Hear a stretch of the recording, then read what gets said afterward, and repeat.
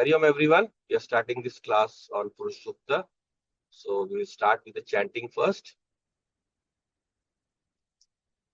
Om Sahana Bhavatu Sahano Bhunaktu Saha Viryam Karvavahai Tejasvinavaditamastu ma Vidvishavahai.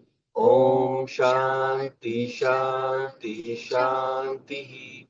Om Gananam Tva Ganpatigam Havamahe Kavim Kavinam Upamasravastamam Jeshtarajam Brahmanam Brahmanaspata Ana Shrinvan Bhutivi Siddh Sadhanam. Om Shri Mahaganapataye Namaha. Saraswati Namastubhyam Varade Kamarupini Vidyarambham Karishyami Siddhir Bhavatu Me Sada. Gurur Brahma Gurur Vishnu Gurur Devo Maheshwarah Gurureva Param Brahma Tasmai Shri Gurave Namaha. Tasmai Shri Gurave Namaha. So we are starting this class on Purusha. We will skip the chanting for today and we will do the meaning part. So we have seen this till the fourth one. So maybe will start with the uh, fourth one. We'll have to start with the third one today. We'll start with the third one. So we'll just scroll up here and okay. So first, let's look up at the second part because we did it last time. So I'll just go back for a while and then we'll move down. Okay. So I'll just chant this part, both of these, and then we can look at the meaning.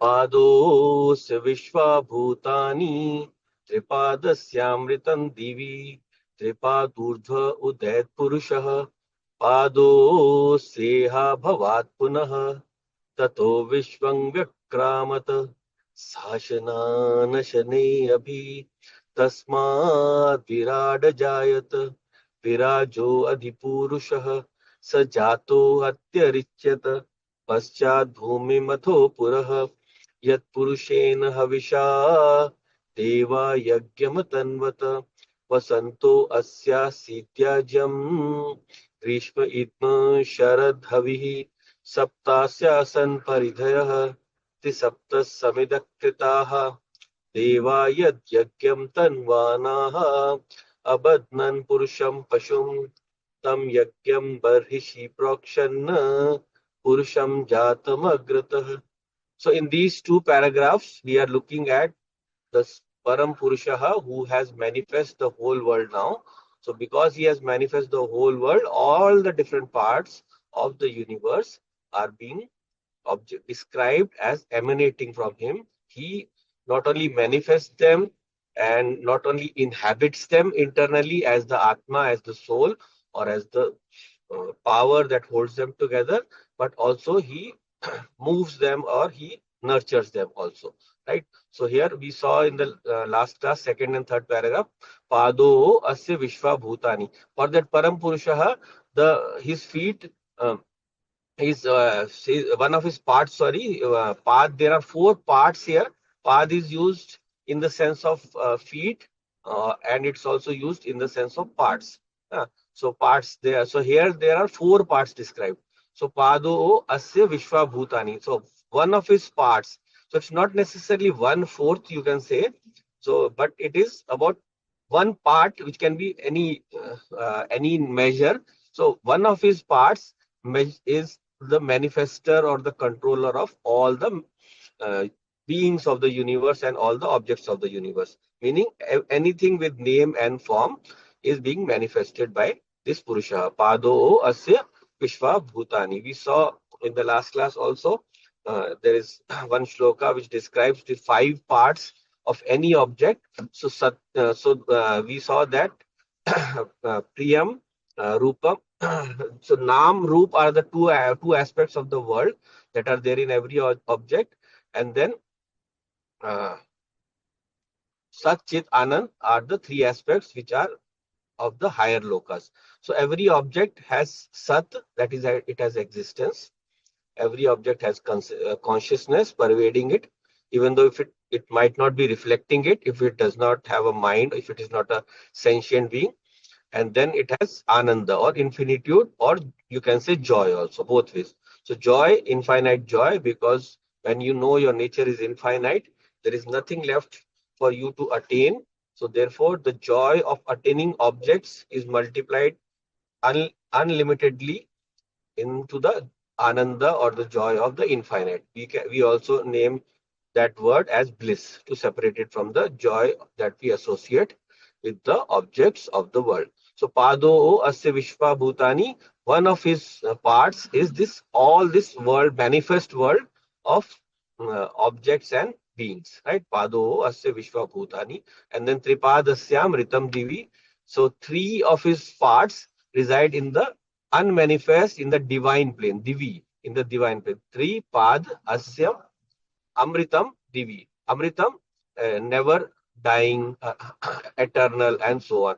So, in that eternal realm, because it has no name and form, right? Something with name and form only can die. So, these three aspects of that Parampusha, these three aspects are uh, are the ones that are in the divine plane. In the from that everything has come, right? But it does not have the limitations that are inherent in the objects of the world. So Pado Asya Vishwa Bhutani Tripadasyam Ritam Divi. Three aspects in the higher lokas, in the divine plane, and in the transcendent plane, and in the manifest plane, one part, right? So Tripad Urdhva Udayat Purusha, three padas, the three parts, urdhva, they are in the higher realm, which is beyond the range of human perception, or beyond the range of perception of our sense organs and mind and intellect. These are the ones that we use for perceiving things, right? We use our mind, our sense organs to perceive. So they are in the higher plane. And then pado asya iha bhavat punaha. So the part that is there in this realm is here bhavat punah, again and again it creates and destroys again and again. It manifests and unmanifests. Tatoho vishwang vyakramata, it exceeds the whole universe. It is there within the universe and beyond also, right? It's much bigger than the manifest universe, this param purusha. This eternal being, or the being through which is the one entity, the one from which everything, the manyness is manifest. The manyness is manifest out of this Param Purusha. So Sashana Nashane Abhi. Sa Ashana Anashana Abhi. All the beings that eat food and all that do not eat food are all manifest from this Param Purusha. So Ashnan and Anashnan can be in two senses. We saw Ashnan is the one who eat food and not eating food. So you can say living and non-living beings. But it is also said in another way that you can say the Ashnan, the food-eating beings, are the ones that are there that have a body, right? A physical body. And the higher beings like the Devas, Gandharvas and all, they do not have a uh, physical body. So they do not eat food like us. Of course, they have a different kind of food that is mentioned in the scriptures, but not the food that we associate with normal human beings. That annam that we call anna, the one that grows from the Prithvi Tattva, because they are beyond Prithvi Tattva. They are beyond the manifest realm. And then tasma virada jayat. So from that purusha comes the consciousness that controls the universe. That is called virat. Virat, the consciousness associated with the whole of the manifest universe, right? The infinite consciousness, and then the consciousness that takes over the job of maintaining the whole universe. So all three parts. Maintaining means Brahma, Vishnu, and Mahesh. The job of manifesting or creating, the job of maintaining, and the job of final merging of the universe. So Virajo Adhipurusha. So that consciousness that which is manifest out of Purusha as the Virat, it shines forth. Viraj means to shine, and it also means Viraj means to rule over. Raj. So that consciousness rules over this whole manifest universe. and sa jato atya richyata. It exceeds all the living beings. Jataha means someone that is born. So anyone that is born, it is beyond all living beings, right? So whenever something is living, it is sustained or nurtured or held together by this consciousness only, by this Virat Purusha. And this Virat Purusha is the combined nature of all the beings together, all their power he holds, and also beyond, right? And then Paschat Bhumim Atho Puraha. So the Bhumi plane, the solid plane, the uh, gross world that is manifest, he is before and after also. Hmm. So he was always there before the world was manifest, and he will always be there after also. Paschat is after, Puraha is before. And then Yat Purushena Havishaha. So to this Purusha, all the offerings of this Srishti Yagya is being given. So when this Purusha will now manifest the world through Yagya. Through Yagya we saw earlier also, what do? We make a Sankalpa, right? We make a Sankalpa. This is the action, or this is the activity I want to do. Like we said, we could make a house, right? So for that we will make a Sankalpa. We'll plan in our mind how we have to build the house, how the layout has to be, the map is created, right? So then the work begins. So that is the Sankalpa part. And then finally, bring together the material, right? So in the case of house, we bring together the bricks. And then finally, when the structure is made, then we decorate. Then we decorate the house internally, externally, all the decorations, painting, the decorative parts, all the all the objects we collect from all over the places. We use them to decorate our house, right? So this is the gross project. Similarly, you can have a subtle project also, like you are writing a book or you are writing an article or anything. So for that you need to collect all together your thoughts, your words, and then through them you plan out what you are going to write, what sequence you have to write, and then finally when the article is ready, you do fact check, you correct all the mistakes. So that is the decoration part. So in this Srishti Yagya also, this creation is being done through this Srishti Yagya. It is a Manas Yagya, a mental Yagya, or done through the mind. Right? So in that, all the offerings are made to that Purusha only. Yat Purushena Havishaha. So that Purusha is the one who takes all the offerings. Right? So who gives the offerings?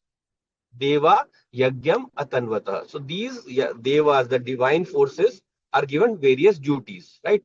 The duties of creation. Each Deva has a different duty in which he'll take over the function of creation. Hmm. So Deva Yagyam Atanvata. Atanvata means to weave, to create create a cloth out of fibers, out of the threads, right? So these devas, they do the job of weaving together the universe through the different elements of creation, right? So Vasanto Asya Sidya Jam. So Vasant Asya Asit Ajyam. So this spring season becomes the ajyam, or the ghritam, or the ghee that we offer into the fire. So this ghritam is what? This ghritam is the it represents the highest or most purest form of the milk we use. So we in Shastra, in the Vedic verses, in the mantras, we use symbolically the milk as general knowledge, right? General knowledge. And then finally we churn that milk. And when we churn that, out of that comes the butter. So that is the special knowledge, huh? So, the filtered knowledge, the knowledge of Shastra, not just the normal knowledge. And then finally we heat it up, and then it starts to flow. That represents the clear understanding of that knowledge, developing a clarity in knowledge, clear knowledge. That is ajyam. When the ghee is free flowing, it is melted and it's almost transparent, right? So that represents ajyam. So Vasanta represents the beginning of any season, right? Beginning of any season. So when in this, the sprouts are beginning to come out of the ground. So therefore, Vasant is comparable to ajyam. That is, in any project, what is the first thing you need? The first thing you need is knowledge, right? You need the knowledge about that project. So that knowledge is the first thing that has to be brought forth before the project of creation. Or you can compare it to the sankalpa. The sankalpa, this is what I want to do, right? You do a homa, havan, and you first the pandit, the one, the pujari or the uh, one who's conducting the yagna, he will give you a sankalpa. He will give you some water in your hand. You will close it with your other hand, and then he will tell you how say your name, amuk naam, amuk gotra, and then finally, this is the reason why I am doing this yagya. So when you convey your intention to the devas, then the devas, because of your, if your intention is pure and good and you have worked hard for it, they will come to help you in the success of your uh, whatever sankalpa you have made, whatever uh, decision or whatever uh, planning that you have made to do some kind of work, right? So this Purusha is now starting this uh, Manas Yagya of creation. So here Vasanta becomes the Ajyam. And then Grishma, Idma, Sharad, Havi. So Grishma is the summer weather when everything heats up. It is when we are fully energized that we can do the job of creation. So we take the building blocks of creation. So in the case of a house, we take the bricks and we take the mortar and we lay out the house. So here Grishma becomes the Idma, the summer season becomes the moment of hectic activity, right? When the heat is uh, available to us, energy is available to us. When the energy is available to us, then this Grishma or this summer season becomes the Idma. So Idma is what? The fuel, right? The fuel that we put into the fire. So this becomes the building blocks for the fire. So when we put that fuel into the fire, then that through that the fire is nurtured. It keeps on burning. So our uh, Havan or our Homa becomes which we call alive. It becomes alive. It becomes capable of carrying the offerings that you are going to give to the different divine beings, right? Whatever the offerings you give, they are supposed to go to the devtas. The devas will take them. So you are feeding the devas there. So Grishma Idma Sharad Havihi. So uh, once the building blocks have been used to build the basic structure, then you need to decorate the house. You have to give something that smells good. So the havi that you give, the offering that you give into the fire, that is the Sharad Havi. So Sharad is the winter season. So winter season when you sit back and relax in the house that you have built, and then you decorate it, you put in pleasant smelling things in the house all over the place. So therefore, all the process of beautifying your house is the next step. So that is represented in this Srishti Yagya as the Grishma, as the Sharad Havihi. And then Saptasya San Paridhaya. So this we saw also the seven lokas, the Sapta Asya Sat Sun you can replace by Ta Sat Paridhaya. Or you can use also San Pratyay, same meaning. So Sapta Asya San Paridhaya. These seven lokas, these seven worlds become the periphery or the boundary or the paridhi. They become the paridhi. Paridhi in plural, paridhaya. So these seven are the boundaries of the universe. That means anything that is manifest is within these seven worlds. There are of course a lot of lower worlds. There are of course there are intermediate worlds, but they are all part of these seven only. So Bhuloka, first one, the solid earthly realm. Then Bhuva Lokaha, the Antariksh Loka, the region between the earth and the far space, Antariksh. That is represented by the Prana Shakti, the Prana Vayu, the life force that is running through us. And then uh, third one being Swaha, Swarloka, Swarga, the Loka where Loka of the mind, where all the pleasures of the world are available to us. All the higher and subtle pleasures are also available through the mind, right? So in the mind we can enjoy those pleasures which are not even gross or available to us in front of us. You can enjoy even subtler pleasures. So that is Swargloka, Swaha, and then the Maharloka, the connecting world, the interconnecting loka, the loka of Mahad Buddhi. So from Prakriti comes all the material of the universe, And from Prakriti, the first manifest object or first manifest entity is this Mahat. So Mahat contains the blueprint of the whole universe, the whole blueprint, how it will be built and so on. So that is the Maharloka. And then the final top three, we saw Janaloka, Tapaloka, and Satloka. So they represent the Satchitanand only. So Jana represents the people. So what do people come out of? A child is a manifestation of the joy of a couple. So therefore, Jana Loka represents Ananda. Then Tapa Loka represents consciousness, because through consciousness only anything can move or anything can exist. So, and then finally the Satloka, the loka of existence. So these are the seven planes of existence. So they are not separate or something higher or away from us. They are here only. They are here in every object, in fact, but they are not visible to us. They are not available for perception. So all of the out of these lokas, a few of them only are available for perception. Basically, you can say the Prithvi loka and little bit of the Prana loka, the Antariksha loka, and Swargloka. But the higher realms are not perceptible. So these are here only, but in a more subtle realm, right? So if you like, you evaporate something and it fills the room, it becomes a gas. So the object is there, it's not disappeared, but it has become more subtle. It has become more subtle. So in this way, uh, this creation goes on. And when in this creation, the seven are the boundaries. Then what are the material objects, the building blocks? Three saptaha samidha kritaha. This also we saw. These thrice seven are the elements of the universe. So in the Vedic system, we come across this frequently. The thrice seven streams of manifestation. So there are three main streams. They represent Sat, Chit, Anand. So these three are the main streams, and out of that, seven objects in each stream. So these seven are in the first one is Sat. So from Sat comes Prakriti, then Mahat, and then the Panch Mahabhut, the five elements. So that is the first stream. Then the second stream is what?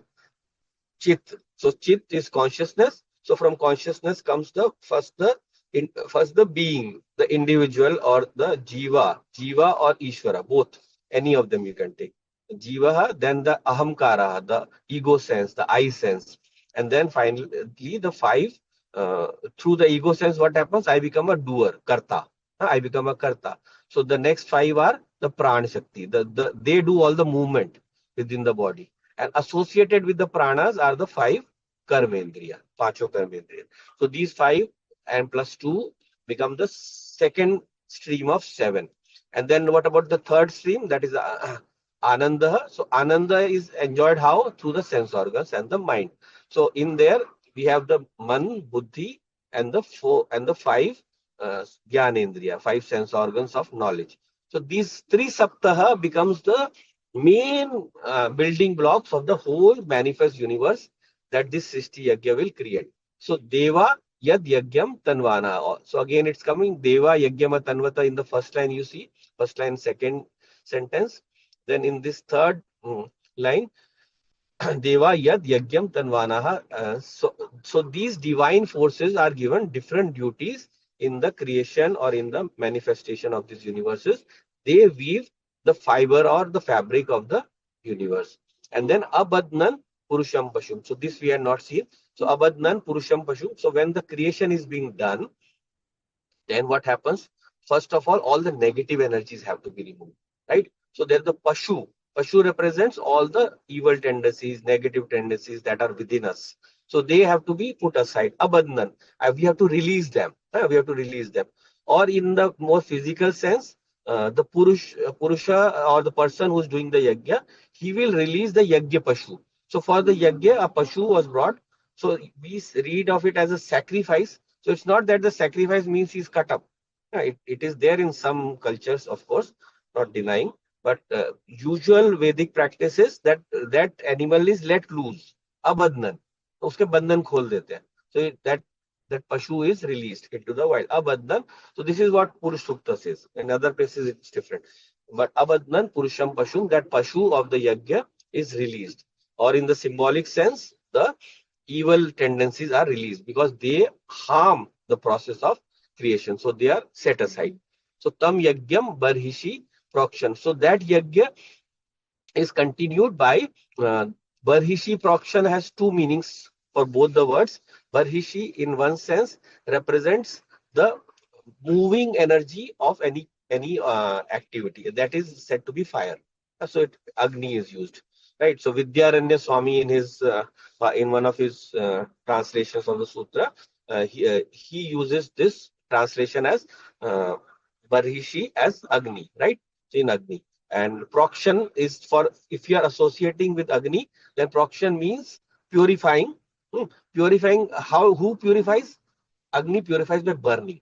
So when something is impure, the impurity is burnt out by that Agni. So that is why Agni is called the Pavakaha. Pavakaha, the purifier. That is one name for Agni.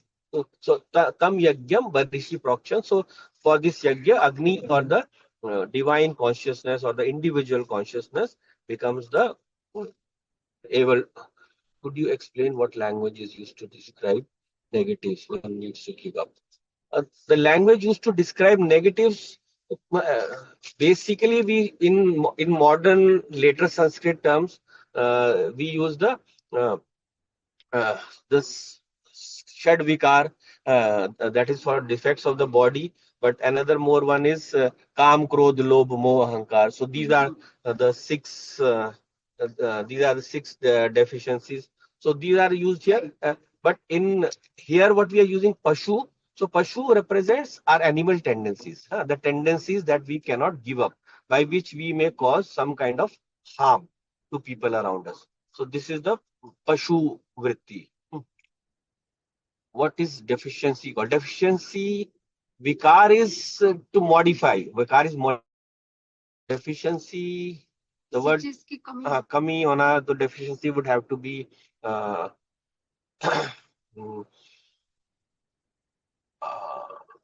किसी वस्तु का अच्छे भावों का कम होना और बुरे कम होना. So how are the texts describing it? Deficiency.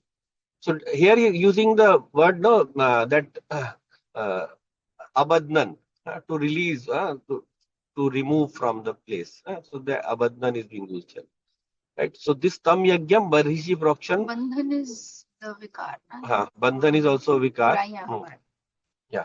So tam yagyam barhishi prokshan represents the purification that is necessary to proceed for this Srishti Yagya. In another sense, there is another beautiful sense. Barhishi also represents the sacrificial grass, gra, kusha grass. So that kusha grass is supposed to have a very sharp blade. So that sharp blade we call it kushagra. So that same word kushagra is also used for the a person with a very sharp intellect. Kushagra buddhi wala hai. So kushagra buddhi. And then prokshana, for that case, the purification represents a sprinkling with water. So there the purification is done by water for the kushagra.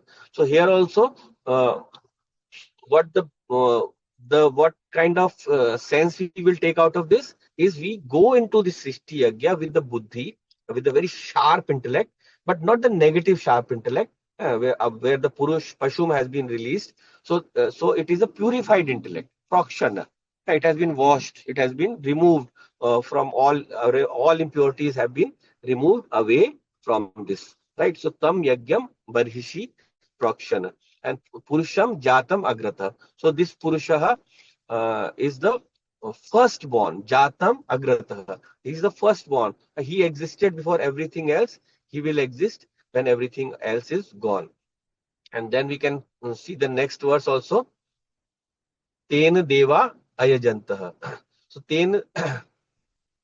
So this Purusha is then worshipped, or all offerings are made to it by the divine forces in this Srishti Yagya. Tena Deva Ayajantah. So, and also in another sense, the Devas come forth for this for this Srishti Yagya. Yeah. So, the first person, the first aids for the Purusha, for this Srishti Yagya is the Devas, right? So Deva represents divine forces, the divine energies, like the hearing power, seeing power, the wind power, the energy, all of the energies of the universe, they are represented by the Deva.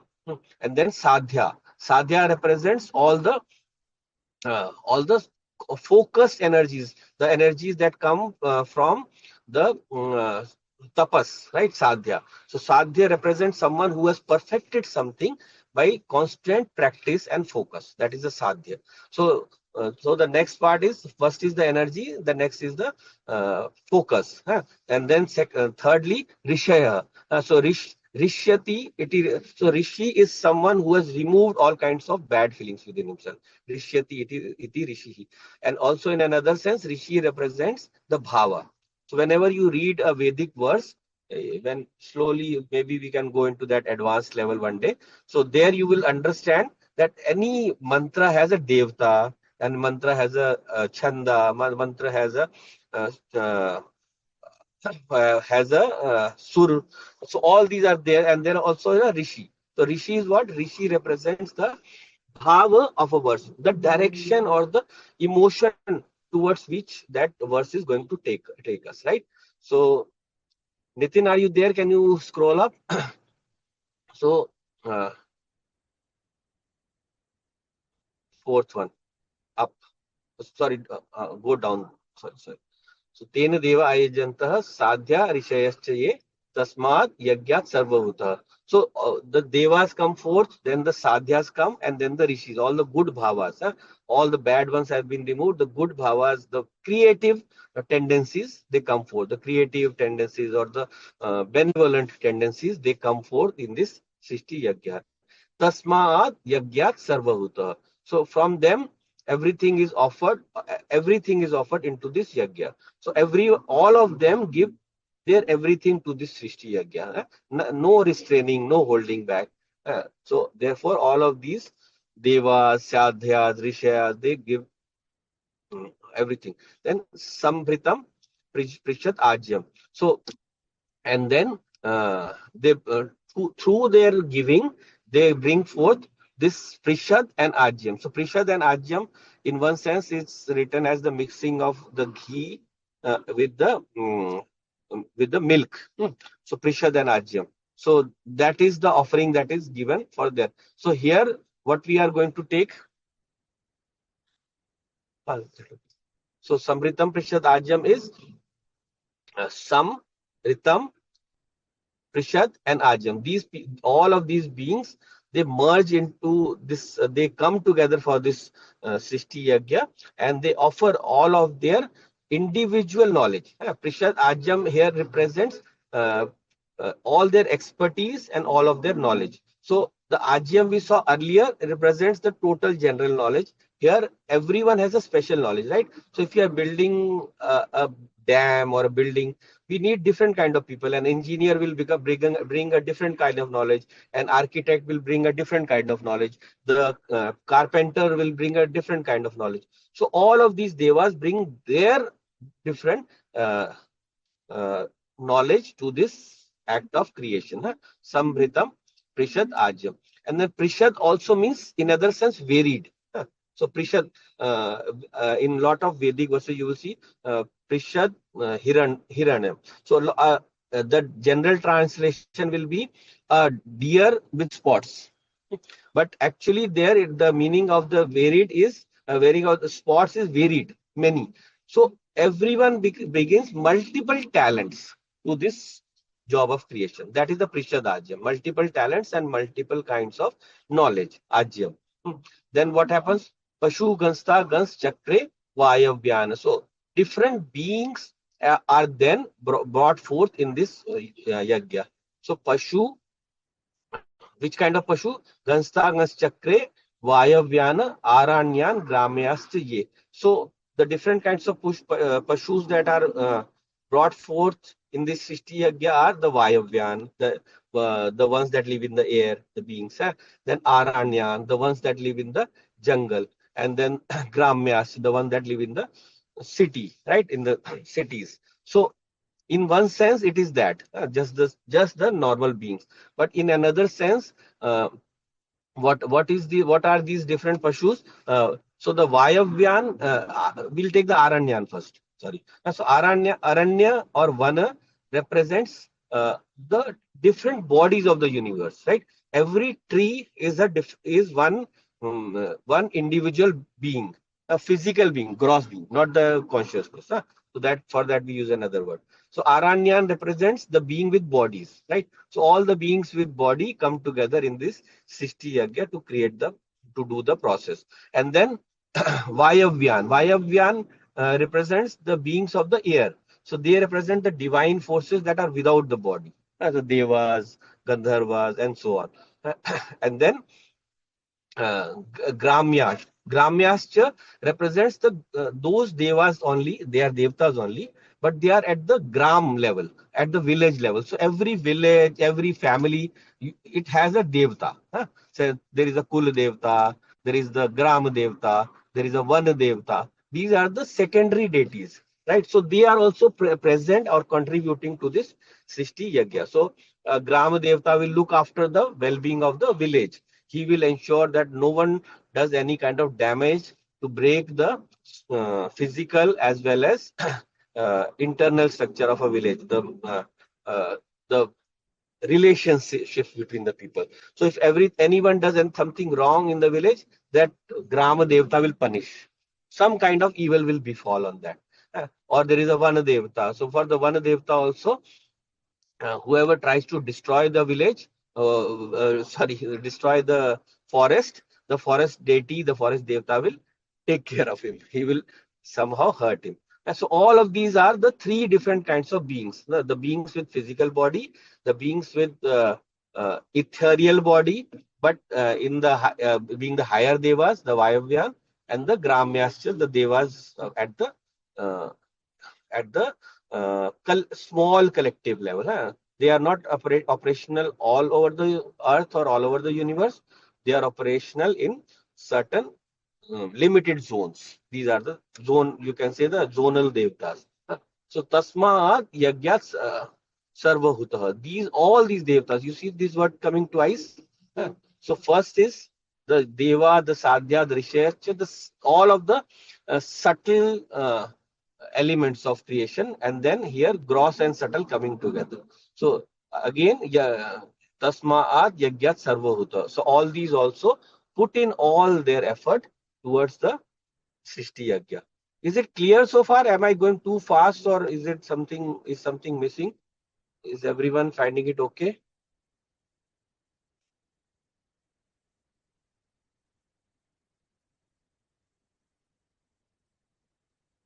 Okay. Okay, then we'll continue. If anything needs to be slowed down, please tell me. Hmm. So पशुगस्ता गश्चक्रे वायव्यान आरण्यान ग्राम्यश्च. So tasmaad yagyat sarva hutah. All of them to this Srishti yagyat sarva hutah. Everything they contribute. No holds part, no control. Right? Okay. So shall I slow down a bit? Okay. Okay, I will go a bit slower from here. I went a bit fast because we covered a bit of this in the last class. So let us see now here. Richa Samani Jagnire. So what is the next part that is born out of this Srishti Yagya? Richa, the Richas, the Vedic verses. So these Vedic verses of the Richas are the verses of the Rig Veda. So Rig Veda, the verses are basically knowledge based. They take us to some knowledge aspect of everything that we do, right? So knowledge is a key aspect of creation. We saw that for the Ajyam also.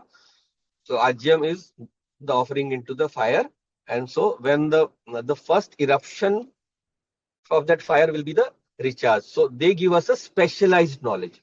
So Ajyam represents the general knowledge that has been assimilated about the highest reality. Now these Richas are going to give us knowledge about the manifest reality. So Rig Veda will give us the knowledge of all the manifest objects of this universe. जो भी दिख रहा है, जो भी सारे तत्व हैं उन सबका अंदर का ज्ञान ये ऋग्वेद देगा. The Rigveda is going to give us internal knowledge of this. So this knowledge is born out of this yajna only, the Srishti yajna. Yeah? So that is why at the beginning of creation, Ishvara has given the Vedic verses to humankind or to any, to the beings. So they are there in the ether, in the higher plane for everyone available. But the rishis are the divine beings who exist even before bodies came. So they got this knowledge, and then further when the manifestation came about, they transmitted this knowledge. They also took upon bodies, and so this knowledge passed on. So Richaha represents the Rigvedic knowledge. Then Samani, Samved is knowledge that is sung. It is sung in a rhythmic manner, right? So here what is happening? The knowledge that the verses that are coming out, these Samveda verses, they help us to move in the rhythm of the universe, right? So that is Sama is representing rhythm, right? So rhythm is what? For the universe, the rhythm of the universe is called rhythm.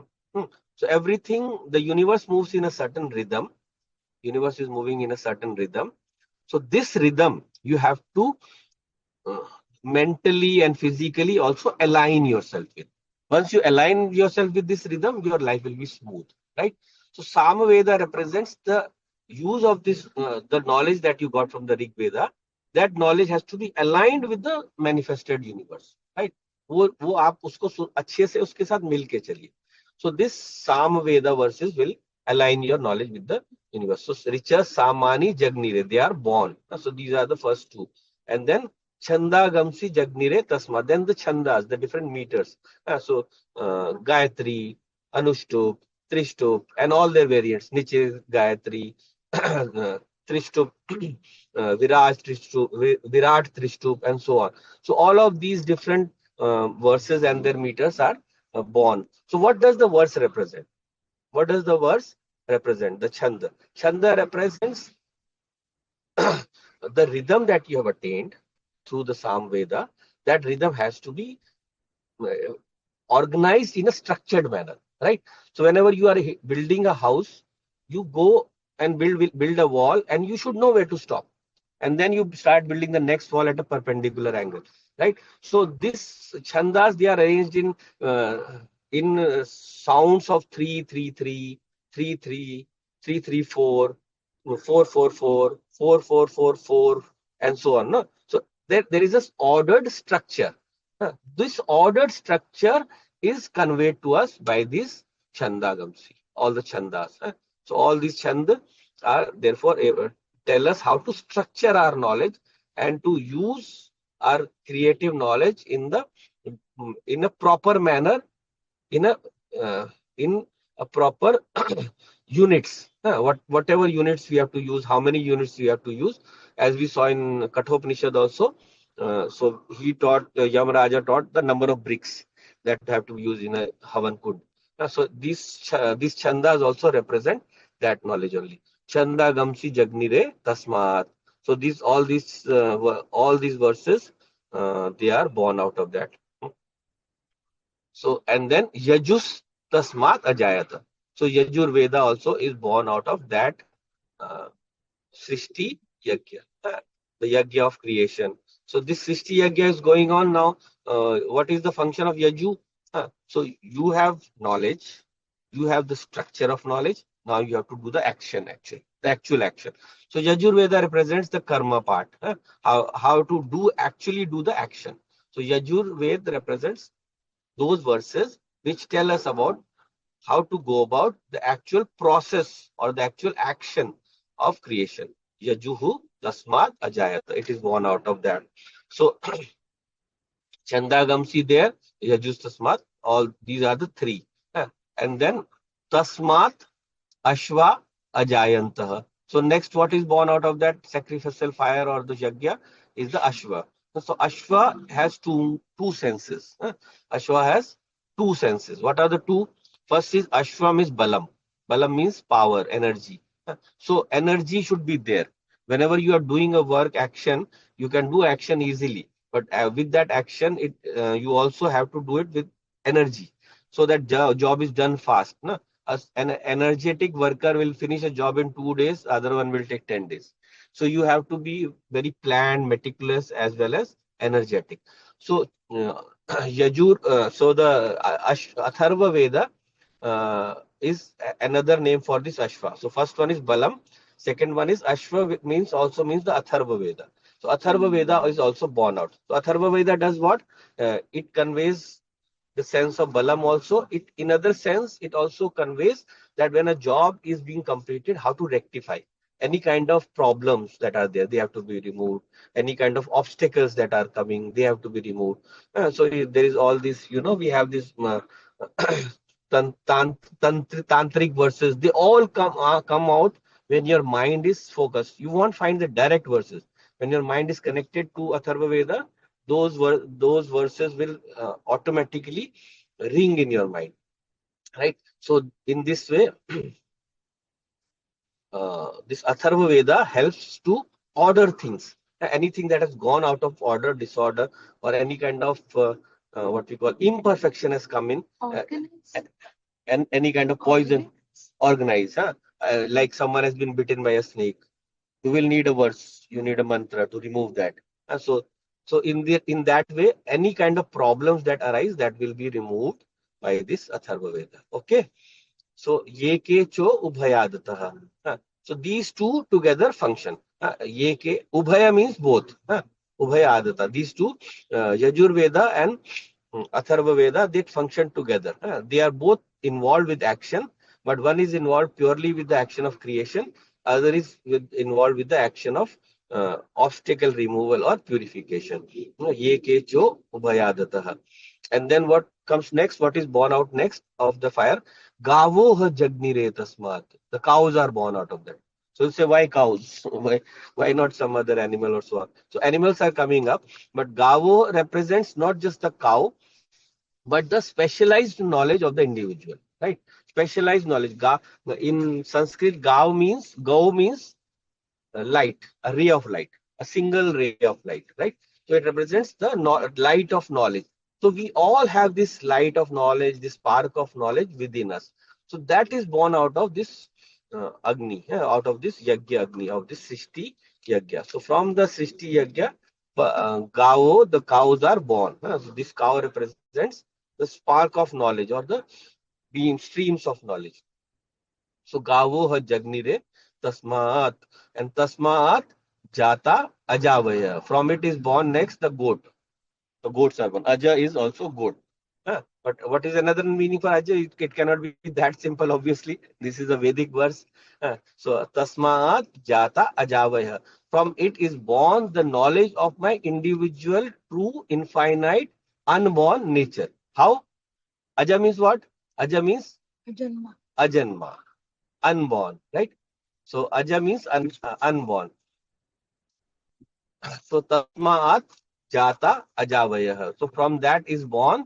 Once we have our individual knowledge, the Gavaha within us, ignited within us, then the Ajavayah is the next comes the knowledge of our own infinite nature or unborn nature, right? So I am one with the highest consciousness. I am not different from that highest consciousness. That is why this Ajavaya is like a Mahavakyam. It is telling you that you are that Ajanma Brahma Tattva. Tasmat Jata Ajavaya. Yat Purusham Vyadadhuhu. So Yat, Jo, that Purusham Vyadadhu. He upholds everything. Udharan karta hai. It upholds everything. So this Purusha, whatever he is manifesting, it's not that he has manifested out of himself and separated and jao tum apne raste tum apna kaam karo. It's not like you go your way and do your work. I am the upholder. Everything that this jiva or these objects that all of them that are manifest here, he is going to take care of them for a lifetime. He will function through them as the inner witness consciousness. Yat Purusham Vyadadu. That consciousness is going to stay with you, inside you, as your guiding light. Yat Purusham Vyadadu. Sabka dharan karte wala hai. Then what is this Purusha like? Let us try and imagine him. Let us try and understand him. What are his different parts? Like we know we have hands, feet, mouth, and all. So what is this? Yat Purusham Vedatu Katithavya Kalpayan. So let us try and imagine कैसा है वो, how that Purusha is. Katithavya Kalpayan. Let us do a kalpana. Let us do a imagine. Mukham Kimasya Kobahu. This is all simple. Mukham Kimasya. What? How is this? How is the mouth of that Purusha? What is the mouth of that Purusha? And then Ko Bahu. What are the arms of that Purusha? What are the arms of that Purusha? And then Kavuru Pada Vuchyate. Ka, Kaha Uru Pada Uchyate. So Kaha Uru means what are its thighs? Uru Janghe thighs. So what are his thighs? And Pada, what are his feet? Uchyate. Please tell, please describe. So who are we asking? We are asking the Purusha himself to describe. To tell us, oh Purusha, what is your mouth? What are your arms? What are your thighs? What are your feet? So here he describes Brahmana Asya Mukham Asit. So Brahman has emerged from the mouth of that Purusha. So what does this signify? That this Brahman represents the knowledge aspect, right? So Brahman represents the knowledge aspect. So this Brahman is the one who is going to express this knowledge. Mukham Asit. He is coming out of the mouth like the Vani, the speech, right? So this Brahman is the speech of the Lord. He is the knowledge of the Lord. He expresses how everything is going to be, how everything is needed to be moved in the universe, how what different activities we have to do. He will guide everyone. So Brahman will guide all the other classes, the Kshatriya, the Vaishya, the Shudra. He is there for any kind of guidance or knowledge. So therefore Brahmana is born out of Mukham, the mouth. So the Brahman is the speaking power of that Lord. All the Brahmins of the world together become the knowledge expressed through the mouth of the Lord. Brahmano asya mukham asit. And then Bahu Rajanya Kritaha. So this Bahus, his arms. Arms are what we use to do something, to do some activity, to fight, to control everything. So Bahu, Rajanya, Krita, Raja, all the Kshatriyas are born out of this Bahu. So the Kshatriya represent the controlling power of the Lord, by which he rules over everyone and also protects everyone. The Raja, what is the Raja's job? Not just ruling, but protecting everyone, providing for everyone. So Bahu, Rajanya, Kritaha. That is the job of this the Kshatriya. So Kshatriya has emanated from the arms of the Purusha.